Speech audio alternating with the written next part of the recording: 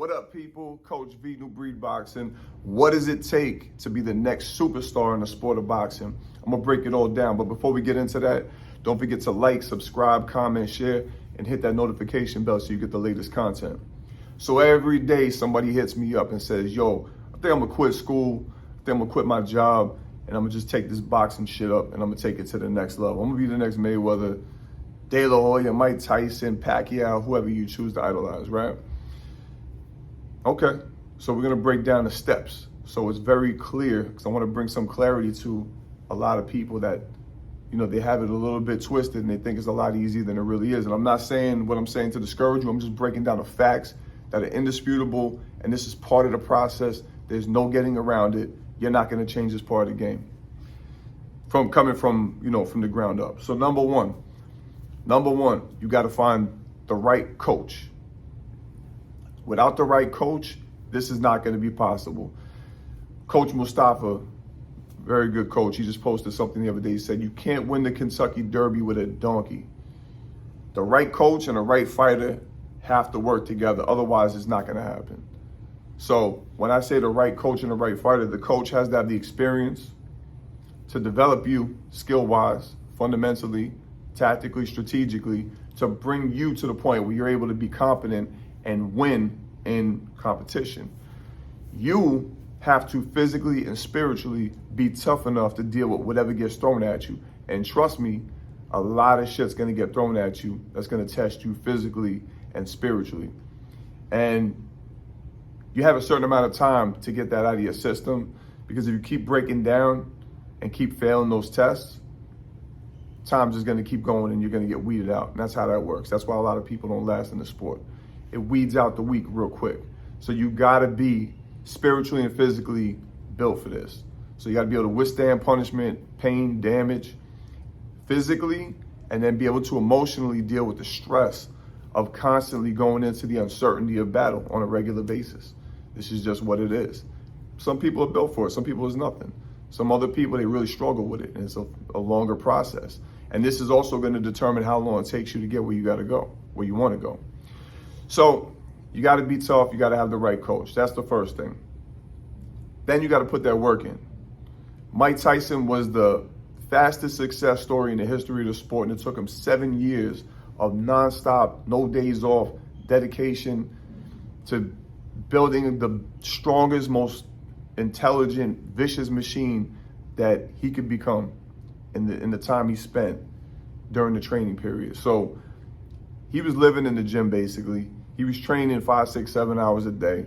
Yeah, he would disappear sometimes and fuck up, but to be honest with you, don't let him fool you. 99% of his time from the age of 13 to when he got that title was spent focused on the sport, studying the sport, taking it all in mentally, physically, and spiritually.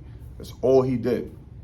And that was one of the most exceptional cases in the history of the sport. Most people, it takes twice as long as him. So from that point, once you acquire the skills, you got to acquire the basic fundamentals, develop them into the point where you understand strategy and tactics and know how to implement that in actual competition and succeed. You got to start winning some club shows first. Then after about 1 or 2 years of training, you should be ready, if you're good, to start competing in tournaments, novice level tournaments, and then you want to get to the point where you start winning open tournaments. Novice is 1 to 10 fights, open is 10 plus.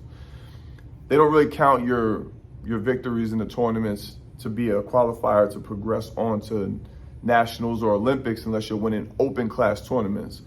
When you're fighting in an open class tournament, you don't choose your opponent.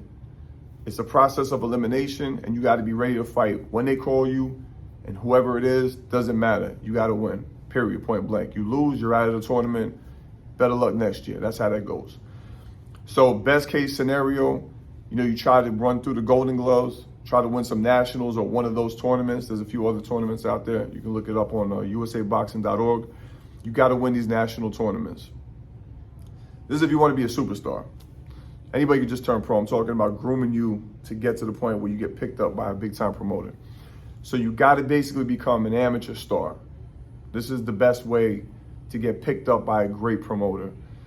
Now, once you get to the point where you're winning amateur tournaments and you're becoming a recognized amateur champion, then you're gonna get the attention of the big time promoters. And then it's gonna be a matter of not what you know, but also who you know.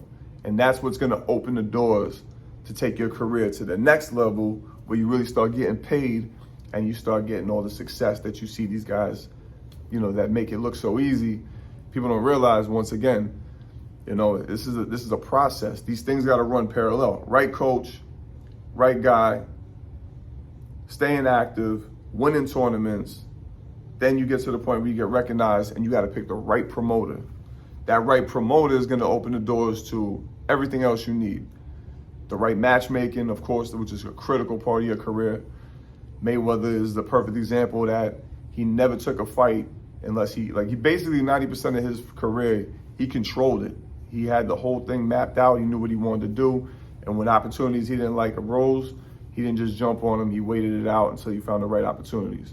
Very smart, very tactical with his career. Most people don't do that. They just take whatever's thrown at them, and that's how they get railroaded. But you gotta be that guy to warrant that kind of control. So if you're just you're somebody that needs a lot of work and a lot of help, you're not gonna be able to control the situation. You're gonna have to deal with what comes. And that's where things get a little crazy.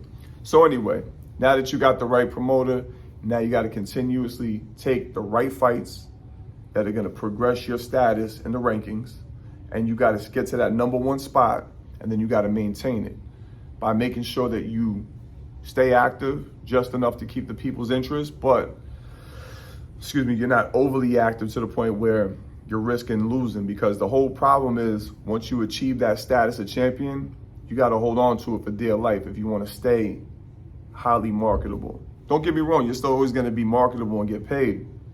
But if you want to be able to have the leverage to negotiate the top dollars, you got to stay in that number one spot and try your best to stay undefeated, which is why a lot of people don't realize Mayweather's keeping his O, which was like his most precious thing that he's been identified with, is making sure he stays undefeated.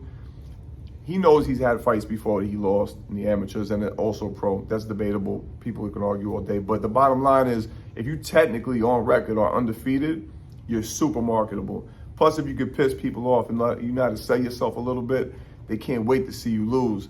So you can kind of, push the envelope and demand more money for those fights that people want to see, that they hope you lose or they hope you win. Depends on what kind of guy you are.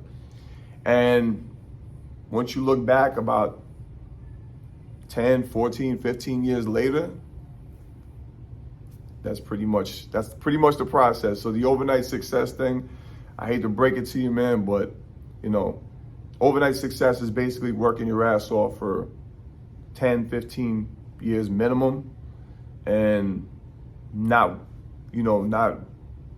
fucking disappearing and doing what everybody else does, getting caught up in life, distractions. You can't. So it's got to be a straight line for at least a good 10-year run. No mistakes, then you be the next superstar. So anyway, I hope you found this informative. Like, subscribe, comment, share. Hit me on Instagram at coach.v_. Till the next time, we up out of here. Out.